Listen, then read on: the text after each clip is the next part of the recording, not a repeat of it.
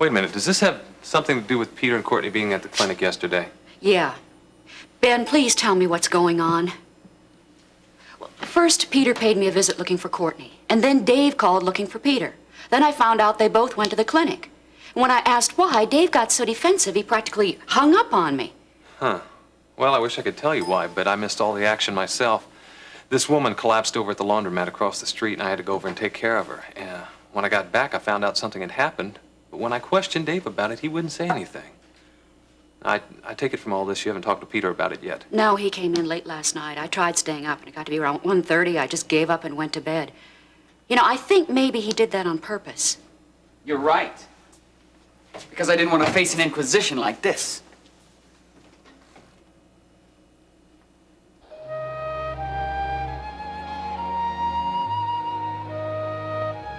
Well, I'll be looking forward to it. Thank you. Bye-bye. Yes, come in. Come in. Hello, Miriam. I'm Phyllis.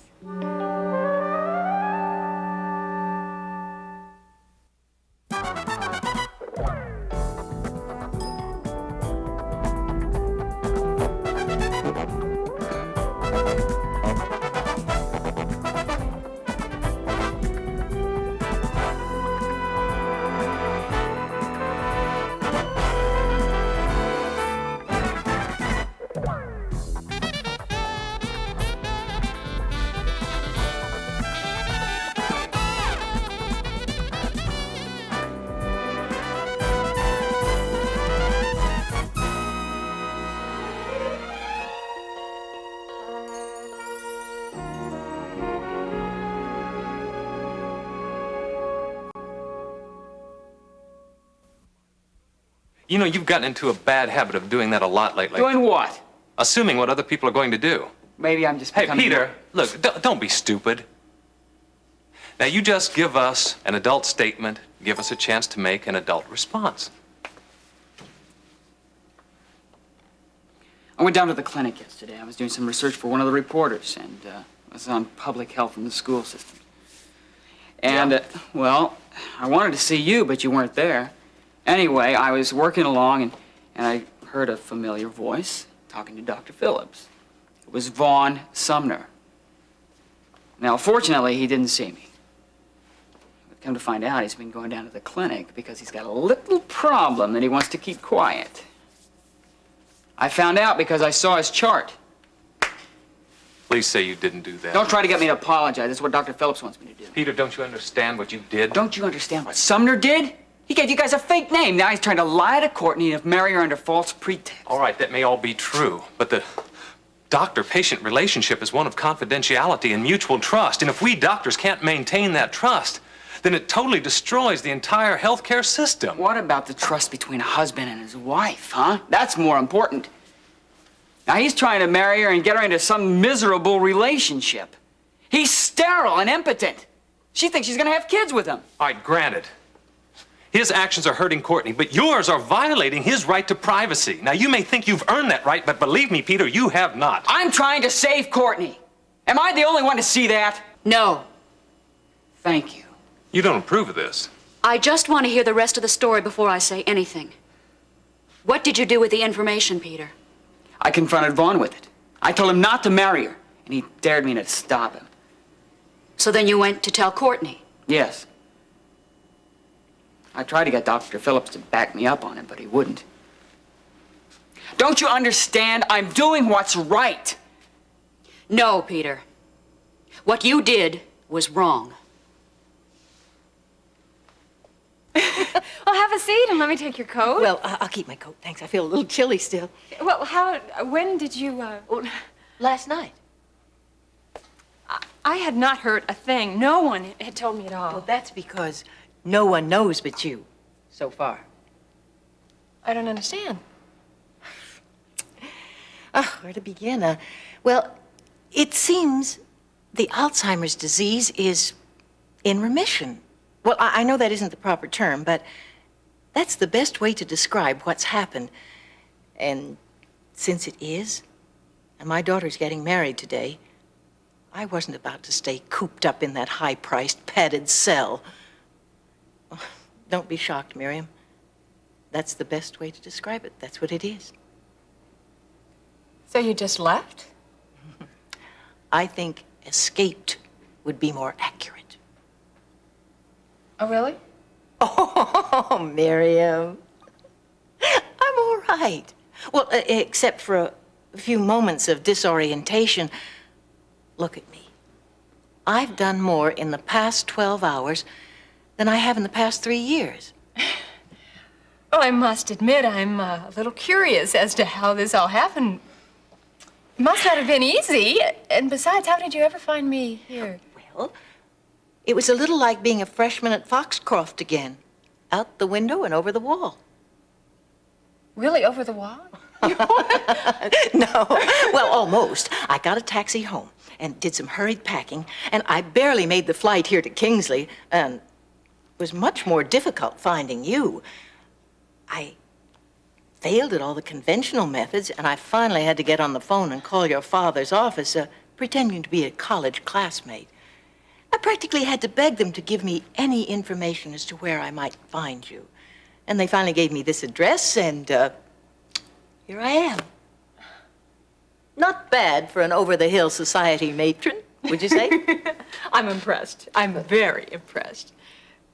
But more than that, I'm just happy to see you. Haven't you been wondering why I came to see you first? Yes, that thought did cross my mind. I need an ally, Miriam. I'm afraid my sudden appearance isn't going to make very many people happy. That's not true. Courtney is going to be thrilled to see you. Maybe. Maybe not.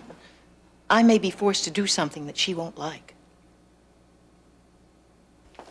Peter, I understand why you did it. I really do.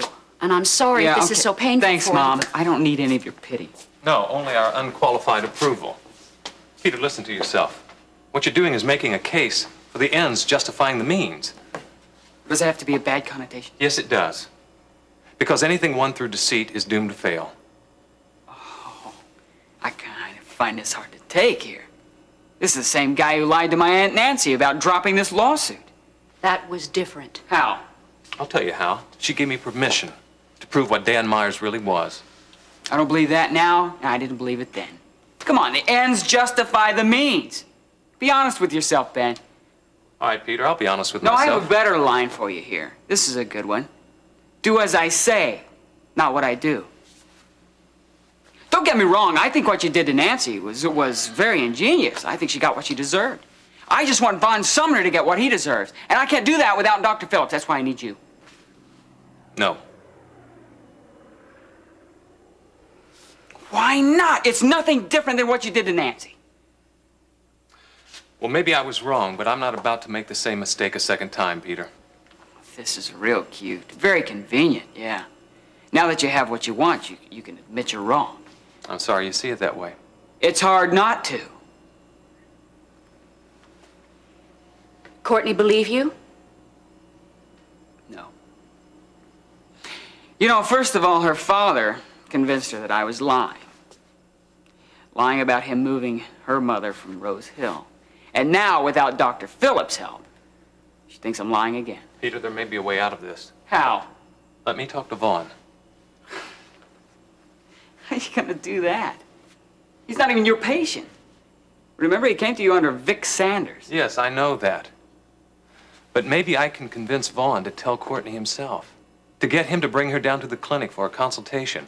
Then she'll know that you're telling the truth. You know what? I just can't believe you have the nerve to stand there and call me stupid. Sure, that's a great idea. I'm gonna go in there on the phone and call him right now. That'll give him time to get down there to the clinic, wait to be seen, talk to you, get this thing ironed out. You know they're getting married in 2 hours? Excuse me, I'm gonna go enter the real world again, okay?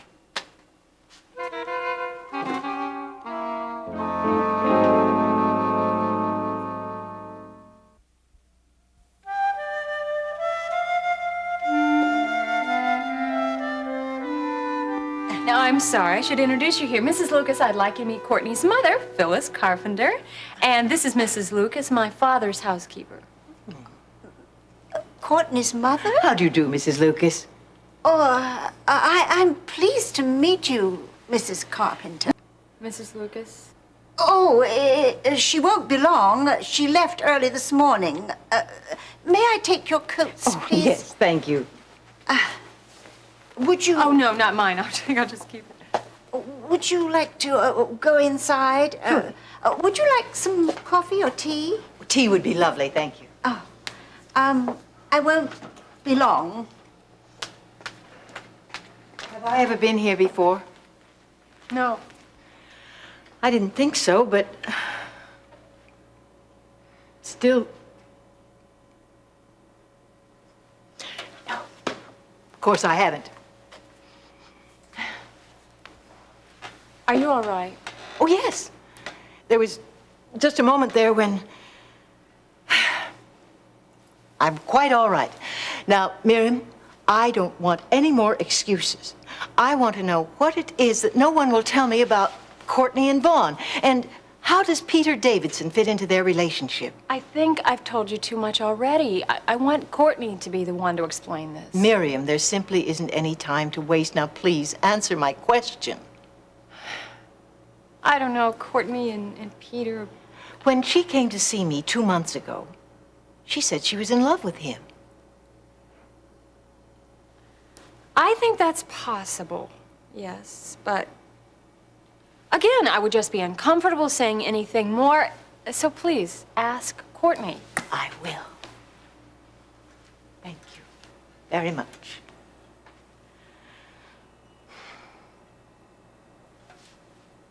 What I have to say to Courtney may not be so painful after all. I guess the simplest way to say it is, until hospital policy changes, those resources are simply not going to be made available to the public.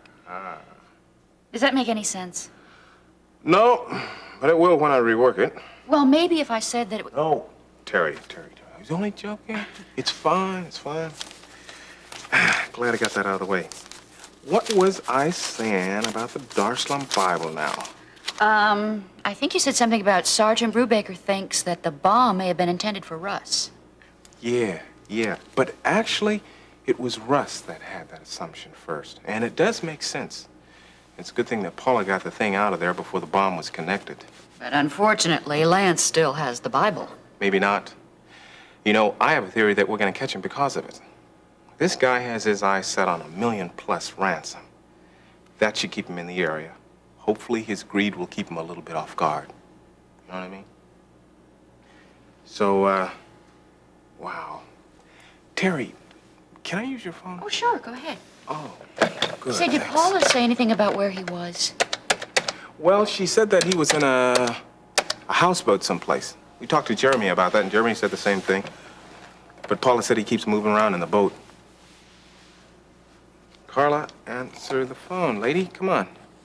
Oh, yeah, and John Brubaker checked out some of the areas that Paula was talking about, and of course he didn't come up with anything. Why, of course. Because I have a funny feeling that Paula is still going along with Lance. That's just the way I feel about it, and if she is, I think she's putting herself in a very dangerous position with him. Well, so much for that. Gene, what's going on with you and Carla? Oh. Well, I was just trying to call her then to take her out to lunch. But, I don't suppose you'd be interested. Only if it's someplace spectacular, like, Coquille Saint-Jacques at Maxime's in Paris. Well, how about corned beef at Walter's over on 23rd? That sounds good, too. But, I've got a staff meeting in an hour I gotta get ready for. Thanks anyway. Boy, tough getting lunch date these days. Thanks for the interview, and you'll probably see it in the local section of tomorrow's paper, okay? I was hoping it would make the front page. Really? Well, you can keep hoping. The way things have been going lately with the news, you just might be getting it, lady. See you later. Okay, Gene. Bye-bye. Bye.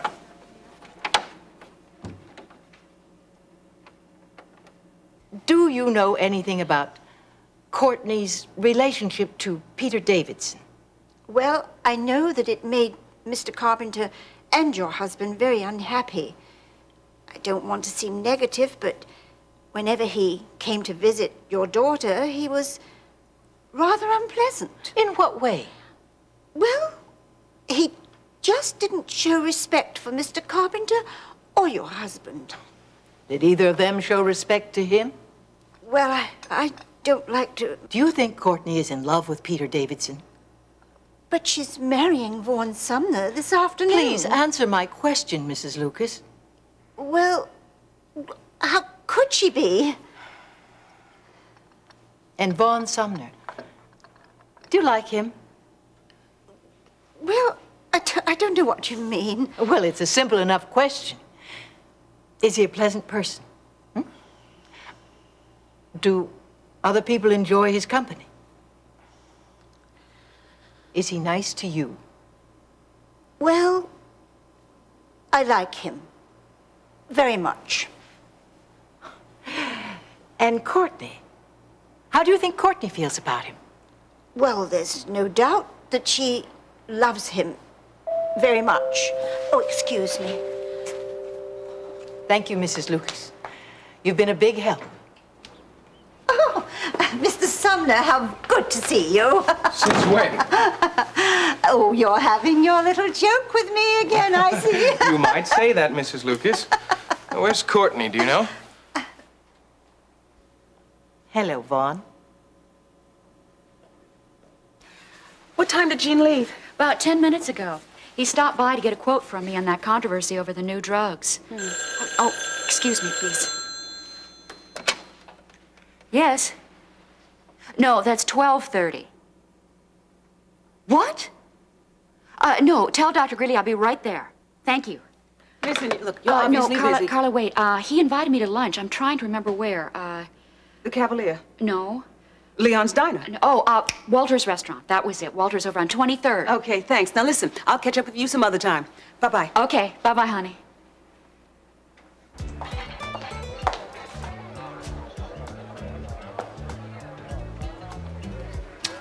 Well, haven't you heard that dining alone is bad for digestion? Hey, Janice! Well, why don't you save me from an upset stomach here and join me, lady? Well, I thought you'd never ask. Oh, sure. Ah, corned beef? Yeah, this is the best in town. Ah, sounds like it's worth a try. So, why is a popular man like you eating alone? Well, not alone, not now anyway. True. You know, you missed all the fireworks this morning. Oh, really? Oh, yeah, Mr. McGovern decided the Times did a better job on the utility breakup than we did. Oh, my goodness. I knew when I read that story this morning that Jack was going to catch it from Walter. Oh, well, I'm the one who did the research. A fact he took painstaking efforts to tell everybody about. Ouch, ouch. Yeah, that just about says it all. I mean, if you can believe it. I think he's even less enchanted with interns than ever before. Oh, no. Look, I wouldn't worry about it too much. I mean, he stuck with you this far. Oh, gee, thanks. Oh, but I didn't mean it the way it sounded. Well, I hope not. So how did you handle him anyway? Well, that's the point of all of this. That's why I came over to talk to you. When he first let into me, my first inclination was to become very defensive, and then I remembered what you told me about him, and so I just kept my mouth shut. Smart move.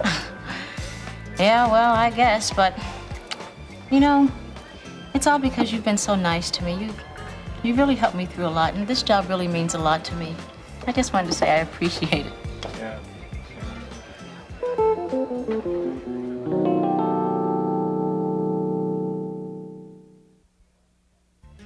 Walter, you have to get to know him. He's a lot of bark. I'm telling you, he's really not a bad guy. Gene. Hey, Carla, what a surprise, I baby. would think it is. Carla, listen, I'd like you to meet Janice Wright. I think She's I know one of enough about her already. Thank you. Carla, listen. Have you ordered yet, Miss Wright? Why, no, but I was just Well, going I to. really hate to do this to you, but there's something very important that my husband and I should discuss, and it really should be discussed alone. Sure. Jean, I'll see you back at the office. It was nice meeting you, Mrs. Redline, and you know, Jean really does talk an awful lot about you. I'm sure he does.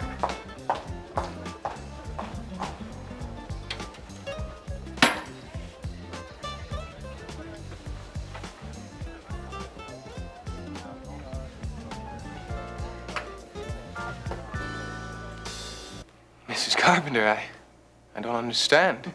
I don't understand it myself, but here I am. I came to see you at Rosehill once. Oh, I hope I didn't do anything to embarrass you in any way. No. Good, good. Since I've been at Rosehill, I haven't always been the best of company. Do you remember the wonderful times we used to have at the club with your father and mother? Oh, yes. Courtney had such a crush on you then. Does she still now? Well, I hope so. Which reminds me, I'm sure she doesn't know you're here yet. Boy, it will come as some surprise. That was her only regret about having the wedding here in Kingsley. But, well, now everything's perfect. All right, Vaughn. That's enough. I've learned a great deal since I've come here. And what I haven't learned, I've guessed. There isn't going to be any wedding. Unless Courtney decides it's what she really wants.